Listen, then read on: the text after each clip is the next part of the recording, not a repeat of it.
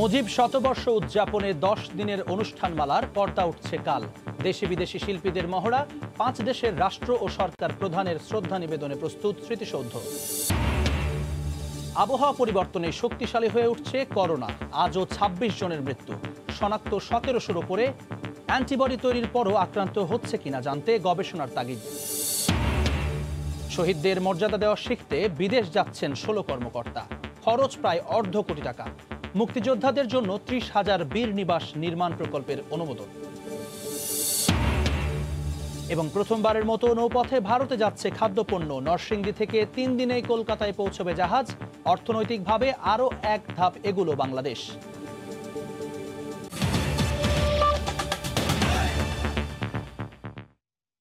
সময় সংবাদের সঙ্গে আছি আমি জুম্মান সাদিক জ্যাভলিন। মুজিব শতবর্ষ ও স্বাধীনতার সুবর্ণ জয়ন্তী উপলক্ষে 10 দিনের অনুষ্ঠানমালার পর্দা উঠছে কাল বিকেল 4:30 থেকে প্রতিদিন এই সময় অনুষ্ঠান চলবে 26 মার্চ পর্যন্ত।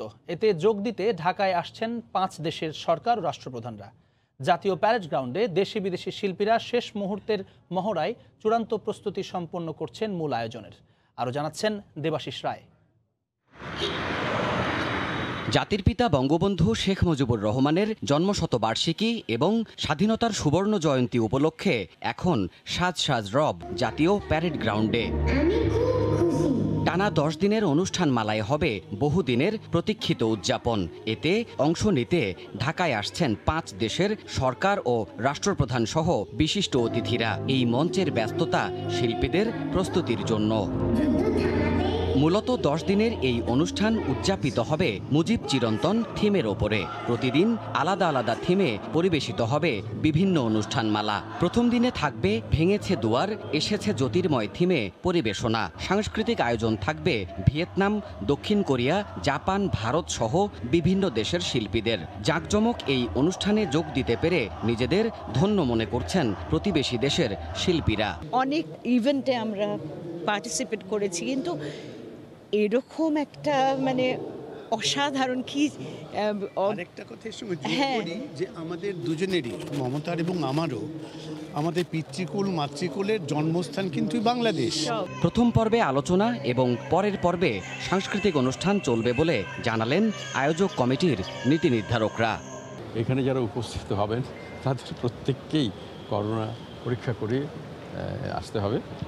যদি কোনো কারণে পজিটিভ হয় তিনি আসতে পারবেন না। প্রত্যেকের একটা আগ্রহ বন্ধু রাষ্ট্র থেকে শুরু করে বিভিন্ন রাষ্ট্রের, এবং আমরা আমাদের যে 10 দিনের কর্মসূচি, সেই 10 দিনের কর্মসূচিতে 5 দিনের কর্মসূচিতে আমাদের বন্ধু রাষ্ট্রের রাষ্ট্রপ্রধান, সরকার প্রধানরা উপস্থিত থাকবেন। বুধবার বিকেলে এই অনুষ্ঠানে যোগ দেবেন মালদ্বীপের প্রেসিডেন্ট ইব্রাহিম মোহাম্মদ সোলিহ। এছাড়া রাষ্ট্রপতি মোহাম্মদ আব্দুল হামিদ ও প্রধানমন্ত্রী শেখ হাসিনাও উপস্থিত থাকবেন এই আয়োজনে। দেবাশিস রায়, সময় সংবাদ, ঢাকা। 5 দেশের রাষ্ট্র ও সরকার প্রধান সাভার স্মৃতিসৌধে শ্রদ্ধা জানাবেন বীর শহীদদের প্রতি। এ উপলক্ষে নেওয়া হয়েছে কয়েক স্তরের নিরাপত্তা ব্যবস্থা। এরই মধ্যে শেষ হয়েছে 3 বাহিনীর কুচকাওয়াজ ও ফুল দিয়ে শ্রদ্ধা জানানোর চূড়ান্ত মহড়া। আকাশপথে বিদেশি অতিথিদের বহনকারী হেলিকপ্টারগুলো নিরাপদে অবতরণের জন্য তাদের অনুশীলন শেষ করেছে। সাভার থেকে মুজাফফর হোসেন জয়ের তথ্য ও মনির হোসেনের ছবি নিয়ে রিপোর্ট। বাংলাদেশের স্বাধীনতা সংগ্রামের গৌরবোজ্জ্বল 50 বছর পূর্তিতে এবারই প্রথম সাভারের জাতীয় স্মৃতিসৌধে 5টি দেশের রাষ্ট্রপ্রধানদের শ্রদ্ধার্ঘ্য নিবেদনের কথা রয়েছে। প্রস্তুতির জন্য ব্যস্ততা সৌধ চত্বর সহ পুরো এলাকায়। বিভিন্ন দেশের রাষ্ট্রপ্রধানদের ছবি টানানো সহ শোভাবর্ধনের কাজ চলছে জোরে সোরে। হেলিপ্যাড থেকে শুরু করে শহীদ বেদি ও মূল ফটক পর্যন্ত পথ সাজানো হয়েছে। এ উপলক্ষে বিভিন্ন দেশের রাষ্ট্রপ্রধানদের বহনকারী বিমান বাহিনীর হেলিকপ্টার তাদের নিরাপদে অবতরণের মহড়াও সেরে নিচ্ছে। প্রস্তুতিও শেষ হয়েছে 3 বাহিনীর কুচকাওয়াজ দলের। ফুলের বাগানেও জাতীয় পতাকার দৃশ্যায়ন। গণপূর্ত বিভাগ জানায় পুরোপুরি প্রস্তুত করা হয়েছে সৌধ প্রাঙ্গণ। আর 26 মার্চ এই আনুষ্ঠানিকতা শেষ হবে রাষ্ট্রপতি, প্রধানমন্ত্রী ও ভারতের রাষ্ট্রপ্রধান সহ দেশবাসীর শ্রদ্ধা নিবেদনের মধ্য দিয়ে। মালদ্বীপের রাষ্ট্রপতি সহ সকল রাষ্ট্রপতি এবং সরকার প্রধানদের শ্রদ্ধা নিবেদনের জন্য প্রস্তুত রাখা হয়েছে। দেশি বিদেশি রাষ্ট্রপ্রধানদের আগমন উপলক্ষে নজিরবিহীন নিরাপত্তা নেওয়া হয়েছে। সব ধরনের নিরাপত্তা ব্যবস্থা গ্রহণ করেছি এবং এই নিরাপত্তা ব্যবস্থা আগামী 26 মার্চ পর্যন্ত এটা বলবৎ থাকবে। কোনো ধরনের থ্রেট নাই, বাট আমরা সতর্ক আছি। 17 মার্চ বঙ্গবন্ধুর 101তম জন্মবার্ষিকী উপলক্ষে মালদ্বীপের রাষ্ট্রপ্রধান জাতীয় স্মৃতিসৌধে শ্রদ্ধা জানাবেন। 19 March Sri Lanka, 22 March Nepal, 24 March Bhutan ও 26 মার্চ ভারতের প্রধানমন্ত্রীর জাতীয় স্মৃতিসৌধে শ্রদ্ধা নিবেদনের কথা রয়েছে। সময় সংবাদ, সাভার। মুজিব জন্ম শতবর্ষ উদযাপন উপলক্ষে বর্ণিল সাজে সেজেছে রাজধানী। এই মুহূর্তে রাজধানীর বিজয় সরণী এলাকায় আছেন রিপোর্টার ওবায়দুল্লাহ মামুন। সরাসরি চলে যাচ্ছি তার কাছে। মামুন। জ্যাভলিন, আপনি জানেন যে 17 মার্চ দেশের ইতিহাসে এক গৌরবোজ্জ্বল দিন। এই দিনটিতে জাতির জনক বঙ্গবন্ধু শেখ মুজিব টুঙ্গিপাড়ায় জন্মগ্রহণ করেছেন 17 মার্চ। সেই 17 মার্চ আগামীকাল, এবং এই দিনটি কিন্তু গত বছর এই দিনটিকে আসলে পালনের উদ্দেশ্যে অর্থাৎ সরকার থেকে মুজিব বর্ষ ঘোষণা করা হয়েছে। 17 মার্চ থেকে 2020, 17 মার্চ থেকে 2021 সালের 26শে মার্চ পর্যন্ত এই বছরটি রয়েছে, এটিকে সরকার মুজিব বর্ষ হিসেবে ঘোষণা করেছিল। তারই ধারাবাহিক হিসাবে গত বছর করোনার কারণে আসলে অনেকটা সীমিত পরিসরে এই দিবসটি পালন করা হয়েছে, এবং এবছর অর্থাৎ শেষ মুহূর্তে অর্থাৎ আগামীকাল সেই কাঙ্ক্ষিত দিন 17 মার্চ, এই দিনটিকে উদযাপনের জন্যই কিন্তু রাজধানী ঢাকা সহ সারা দেশেই কিন্তু বর্ণিল সাজে সেজেছে। আমরা এই মুহূর্তে রাজধানীর যে বিজয় সরণিতে রয়েছি সেখানে যদি দেখি যে এখানে জাতির পিতা প্রধানমন্ত্রী থেকে শুরু করে বাংলাদেশের যে পতাকা, মানচিত্র, এই বিষয়গুলি কিন্তু আসলে ফুটিয়ে তোলা হচ্ছে এই পুরো সরণিতে। এছাড়া আপনি বিভিন্ন যে পতাকা, ফেস্টুন, ব্যানার, এগুলো কিন্তু আসলে সাজানো হয়েছে। এছাড়া রাজধানীর যে বিভিন্ন গুরুত্বপূর্ণ যে পয়েন্টগুলি রয়েছে, বিশেষ করে মতিঝিল থেকে শুরু করে কাউরান বাজার, আগারগাঁও সরকারি অর্থাৎ যেখানে সরকারি বিভিন্ন অধিদপ্তর, অফিস আদালত, সচিবালয়, এছাড়া বিভিন্ন শিক্ষা প্রতিষ্ঠান, বিশ্ববিদ্যালয় থেকে শুরু করে এমনকি হাসপাতালগুলিও কিন্তু আসলে বিভিন্ন আলোকসজ্জায় সেজেছে। বিশেষ করে যদি বলি যে সন্ধ্যার পরেই কিন্তু আলোকসজ্জার বিষয়টি আসলে দৃষ্টিগোচর হবে। এবং আরেকটি বিষয় বলে রাখি যে এই আলোকসজ্জার ব্যাকগ্রাউন্ডে কিন্তু যে বিষয়গুলি রয়েছে, যে জাতির জনককে কিন্তু প্রতিটি আলোকসজ্জার পেছনেই ব্যাকগ্রাউন্ডে জাতির জনক ছবি রয়েছে। এবং বাংলাদেশের যে উন্নয়ন, যে গত 12 বছরে বাংলাদেশের যে সরকারের নানা উদ্যোগ বা নানা ইতিবাচক যে কাঙ্ক্ষিত যে উন্নয়নগুলো, সেই উন্নয়নগুলো কিন্তু আমরা আসলে বিভিন্ন মোড়ে দেখেছি, যে পদ্মা সেতু থেকে শুরু করে মেট্রো রেল, এই বিষয়গুলি কিন্তু ফুটিয়ে তোলা হয়েছে এই মুজিব বর্ষের বিভিন্ন এই পোস্টার বা প্রচারণায়। এছাড়া আরেকটি বিষয় বলবো যে মুজিব বর্ষকে কেন্দ্র করেই কিন্তু এবছর বিভিন্ন দেশের রাষ্ট্রপ্রধানরাও কিন্তু এই মুজিব বর্ষের অতিথি হয়ে বাংলাদেশে আসছেন, এবং সেই প্রোগ্রামগুলি কিন্তু আগামীকাল থেকে শুরু হবে। এবং সেই জন্যই কিন্তু আসলে পুরো ঢাকা বর্ণিল সাজে সেজেছে, রাজধানীর অলিগলি থেকে শুরু করে। এছাড়া বিভিন্ন যে সংগঠনগুলো রয়েছে, সরকারি বা রাজনৈতিক দলগুলির বাইরেও কিন্তু বিভিন্ন বেসরকারি প্রতিষ্ঠানগুলি, তাদের কার্যালয়গুলো কিন্তু বিভিন্ন সাজে সেজেছে। এবং এই সাজগুলির মধ্যে অন্যতম বিষয়গুলি রয়েছে আলোকসজ্জা, এবং সেই আলোকসজ্জাগুলি কিন্তু আসলে সন্ধ্যার পরেই কিন্তু পুরো রাজধানী নতুন এক রূপ পাবে এই মুজিব বর্ষের যে আলোকসজ্জায়। তো জ্যাভলিন, এই ছিল আমার কাছে বিজয় সরণি থেকে মুজিব বর্ষের আলোকসজ্জা বা বর্ণিল সাজের সবশেষ তথ্য। রাজধানীর বর্ণিল সাজের খবর জানাতে বিজয় সরণি এলাকা থেকে যুক্ত হয়েছিলেন সহকর্মী ওবায়দুল্লাহ মামুন। দেশে টানা 7 দিন ধরে কোভিড-19 শনাক্ত হচ্ছেন 1000-এর বেশি। টানা 2 দিন মারা গেছেন 26 জন, শনাক্ত 1700-রও বেশি। আবহাওয়ার পরিবর্তনে শক্তিশালী হয়ে উঠছে করোনা ভাইরাস, আর যুক্তরাজ্যের নতুন স্ট্রেইন দেশে করোনা ভাইরাস ছড়াতে ভূমিকা রাখতে পারে বলে মনে করেন কোনো বিশেষজ্ঞ। স্বাস্থ্য অধিদপ্তরের মহাপরিচালক জানান, স্বাস্থ্যবিধি মানাতে আরও কঠোর হওয়ার নির্দেশনা দেয়া হয়েছে সরকারের পক্ষ থেকে, যদিও লকডাউনে যাওয়ার পরিকল্পনা আপাতত নেই। ফারুক ভূঁইয়া রবিনের রিপোর্ট। রাজধানীর বঙ্গবন্ধু শেখ মুজিব মেডিকেল বিশ্ববিদ্যালয় কোভিড ইউনিটের মাঝেও একেবারেই কমে এসেছিল চাপ। 2 সপ্তাহের ব্যবধানে রোগী বেড়েছে দ্বিগুণ। আগের চেয়ে সামান্য বেড়েছে। আগে যদি দেখা যাচ্ছে 350 পরীক্ষা করে 30 জন বা 20 জন পজিটিভ পাওয়া যেত, গত কয়েকদিন যাবৎ দেখা যাচ্ছে এই সংখ্যাটা আরেকটু বেড়েছে, অর্থাৎ 300 বা 350 পরীক্ষা করে 30 থেকে 40 জন বা 45 জন এই হারে সংক্রমণ পাওয়া যাচ্ছে। সবশেষ 6 দিনে দেশে গড়ে 1000-এরও বেশি আক্রান্ত হয়েছেন। ফেব্রুয়ারিতে 2.5% নিচে নামা শনাক্তের হার এখন 9.5%। হঠাৎই কেন বাড়ল সংক্রমণ? বিশেষজ্ঞরা বলছেন, গত বছরের মতো এবছরও একই মৌসুমে শক্তিশালী হয়ে বিস্তার ঘটাচ্ছে করোনা। টিকা নেওয়ার পরও সংক্রমণ ঘটছে কিনা তা নিয়ে গবেষণার প্রয়োজন রয়েছে বলেও জানান তিনি। ইউকে ভ্যারিয়েন্টসটা, ইউকেতে জানুয়ারি মাসে যে ভ্যারিয়েন্টসটা ছিল সেটা যেন না আসে সেজন্য পদক্ষেপ অনেক কিছু নেওয়ার কথা ছিল, নেওয়া হয়েছে, কতটুকু হয়েছে তা আমি জানি না। তবে সেই ভ্যারিয়েন্টস জানুয়ারি মাসে আমাদের দেশে 6 জন কি 7 জনের মধ্যে পাওয়া গেছে। তাহলে 6 জন বা 7 জনের মধ্যে পাওয়া গেলে তার মানে বেশ কয়েক হাজার লোকের মধ্যে এটা ছড়িয়ে পড়েছে বলে ধারণা আর কি। এদিকে দেশে সংক্রমণ আবার বাড়তে শুরু করলেও স্বাস্থ্যবিধি মানার বেলায় একেবারেই উদাসীন মানুষ। মাস্কটা কাটতে রাখে দোকানে এসে একটা পান খাচ্ছে তো মাস্কের কথা মনে নাই, আছে করতে পারি না ভুলের কারণে, হয়তো দেখলাম যে 2 মিনিটের রাস্তা হয়তো নিয়ে আসবো বাস। বারবার স্বাস্থ্যবিধি মানার জোর তাগিদ বিশেষজ্ঞদের। এহসানুল হক শাওন, সময় সংবাদ, ঢাকা। মাস্ক পরা সহ স্বাস্থ্যবিধি মেনে চলতে কক্সবাজারে জনসচেতনতা কার্যক্রম চললেও বেশিরভাগ মানুষই তা মানছেন না। এ বিষয়ে আরও জানাতে লাবণী পয়েন্টে আছেন আমাদের সহকর্মী সুজাউদ্দিন রুবেল। বিস্তারিত জানতে সরাসরি যোগ দিচ্ছি তার সঙ্গে। রুবেল, সারা দেশে বেড়ে চলেছে করোনা সংক্রমণ, তার ধারাবাহিকতায় কক্সবাজারও কিন্তু আমরা দেখতে পাচ্ছি ধীরে ধীরে বাড়ছে করোনা সংক্রমণ। গত মাসে আমরা দেখতে পেয়েছিলাম প্রতিদিন 3 থেকে 4 জন করোনা আক্রান্ত হয়েছিল, কিন্তু চলতি মাসের শুরুতেই আবার সেটি দিন দিন বেড়ে চলেছে। এখন প্রতিদিন 14, 15 কিংবা 20 জনের অধিক করোনা আক্রান্ত হচ্ছে। তবে আমরা এখন যে কক্সবাজার সমুদ্র সৈকতে এসেছি, এখানে দেখতে পাচ্ছি আসলে করোনার যে স্বাস্থ্যবিধি মানার যে নিয়মকানুন এখানে কেউ মানছেন না। আমরা একে তো দেখছি যারা এখানে ফটোগ্রাফার রয়েছে, ঘোড়াওয়ালা রয়েছে কিংবা জেট স্কি চালক রয়েছে, সবাই কিন্তু কেউ মাস্ক ব্যবহার করছে না। অন্যদিকে পর্যটকরাও দেখছি একই অবস্থা, পর্যটকরাও আসলে অনীহার কথা বলছেন। তারা অনেকে বলছেন যে বাংলাদেশে করোনাই নেই, যার কারণে তারা এখন স্বাভাবিক হয়ে আসছে, যার কারণে তারা মাস্ক ছাড়াই চলাফেরা করছেন। অন্যদিকে আমরা দেখতে পেয়েছি সমুদ্র সৈকতে যে কয়টি পয়েন্ট রয়েছে, সে কয়টি পয়েন্টে শুধু জেলা প্রশাসনের মাস্ক ছাড়া সৈকতে প্রবেশ করবেন না এই ধরনের সাইনবোর্ড টাঙানো হয়েছে, কিন্তু কোনো ধরনের এখানে সচেতনমূলক কোনো ধরনের কোনো কার্যক্রম আমরা দেখতে পাইনি।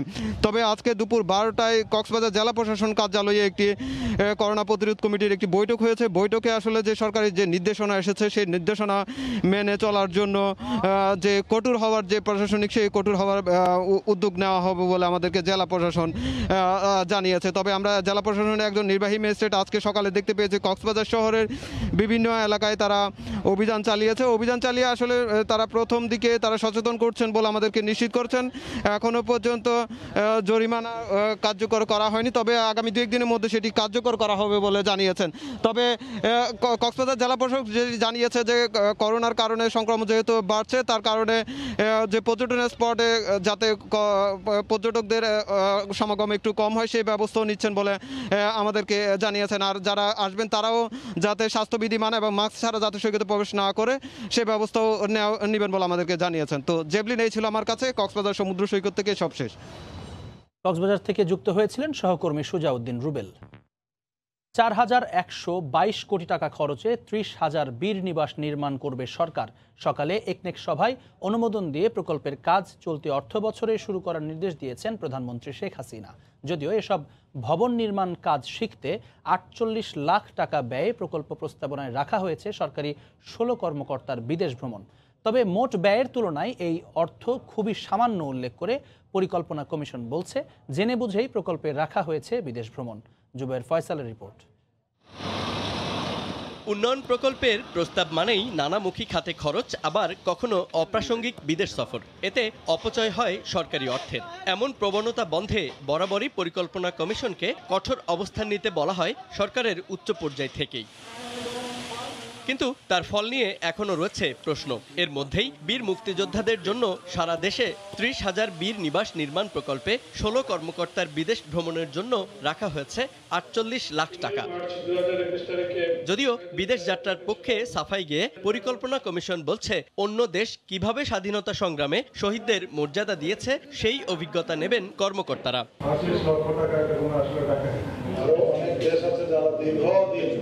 মুক্তিযুদ্ধ করে স্বাধীন হয়েছে, তারা কিভাবে সেই সব স্পিরিট আপডেট করে, তাদের জন্য কি ধরনের পদক্ষেপ গ্রহণ করে, এগুলি কিছুটা দেখার দরকার আছে। সভায় অনুমোদন দেয়া হয়েছে পিরোজপুরের পল্লী অবকাঠামো উন্নয়ন, পদ্মার ভাঙন থেকে শরীয়তপুরের জাজিরা ও নড়িয়া উপজেলা রক্ষা প্রকল্প। তবে কার্যতালিকায় থাকলেও ডিজিটাল সংযোগ স্থাপন প্রকল্পটি প্রত্যাহার করেছে আইসিটি মন্ত্রণালয়। একটি প্রকল্প আইসিটি ডিভিশন প্রত্যাহার করে নেন, যেটা তারা পরে আবার পেশ করবেন। তো মূলত আজকে 6টি এজেন্ডা ছিল এবং 6টি প্রকল্পই অনুমোদিত হয়েছে। এই 6টি প্রকল্পে মোট ব্যয় হলো প্রাক্কলিত ব্যয়ে 5,619 কোটি 45 লক্ষ টাকা। প্রধানমন্ত্রী শেখ হাসিনার সভাপতিত্বে অনুষ্ঠিত অর্থ বছরের 24তম সভায় চূড়ান্ত অনুমোদন দেয়া হয়েছে রাজশাহী মহানগরীর সড়ক উন্নয়ন ও বিশেষ চাহিদা সম্পন্ন ব্যক্তিদের জন্য ক্রীড়া কমপ্লেক্স নির্মাণ প্রকল্প দুটিও। জুবায়ের ফয়সাল, সময় সংবাদ, ঢাকা। ভারতে পণ্য রপ্তানিতে নতুন দ্বার উন্মোচন করল বাংলাদেশ। স্বাধীনতার সুবর্ণ জয়ন্তী উপলক্ষে দুপুরে নরসিংদীর ঘোড়াশাল জেটি থেকে প্রথমবারের মতো নৌপথে খাদ্যপণ্য রপ্তানির উদ্বোধন করা হয়। এ সময় নৌ প্রতিমন্ত্রী ঝামেলামুক্ত ও সাশ্রয়ী পণ্য রপ্তানির আশার কথা জানান। অর্থনৈতিকভাবে আরও এক ধাপ এগিয়ে যাবে বাংলাদেশ, এমনটাই প্রত্যাশা সবার। নরসিংদী থেকে নিজামুদ্দিন ছবিতে মাহমুদ রাকিবের রিপোর্ট। এক একটি খাদ্যপণ্যের কার্টুন যেন জানান দিচ্ছে নৌপথে রপ্তানি বাণিজ্যের নতুন সম্ভাবনা। নৌপথে এতদিন ভারত থেকে বাংলাদেশে শত শত জাহাজ ভর্তি পণ্য আনার রীতি থাকলেও রপ্তানি এটাই প্রথম। বিশেষ করে নৌ প্রোটোকল চুক্তির আওতায় এতদিন লাল সবুজের পতাকাবাহী খালি জাহাজ ভারতে গিয়ে ফ্লাই অ্যাশ নিয়ে দেশে ফিরত।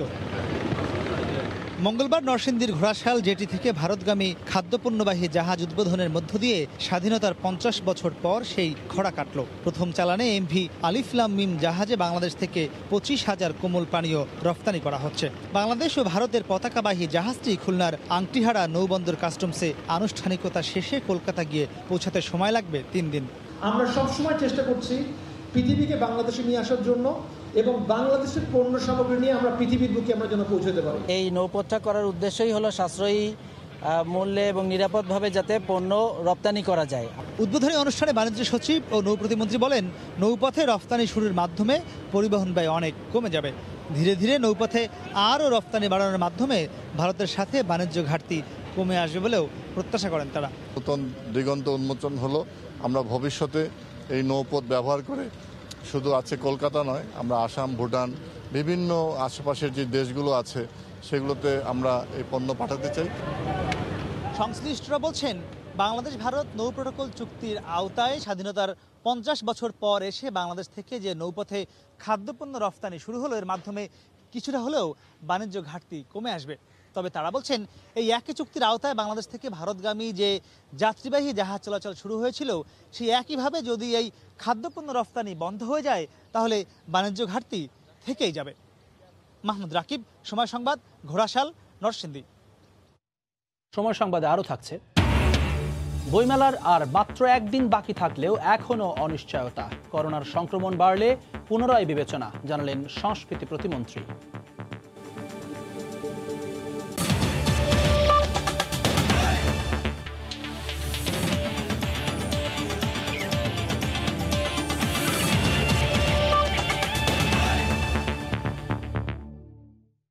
টাইগার অলরাউন্ডার সাকিব আল হাসান এবার পুত্র সন্তানের বাবা হয়েছেন। যুক্তরাষ্ট্রের সময় সোমবার সকালে সাকিবের স্ত্রী উম্মে আহমেদ শিশিরের কোল জুড়ে আসে তাদের তৃতীয় সন্তান। নবজাতক ও মা দুজনই ভালো আছেন। পরিবারের সঙ্গেই যুক্তরাষ্ট্রের উইসকনসিনের মেডিসন শহরে আছেন সাকিব আল হাসান। 2 কন্যা সন্তানের পর এবার ছেলের বাবা হলেন সাকিব। এর আগে গেল 1 জানুয়ারি সামাজিক যোগাযোগ মাধ্যমে তৃতীয় সন্তান আসছে এমন পোস্ট দেন সাকিব আল হাসান। গেল বছরের 24 এপ্রিল দ্বিতীয় সন্তানের বাবা হয়েছিলেন সাকিব। এর আগে 2015 সালে সাকিবের প্রথম সন্তান আলাইনার জন্ম হয়।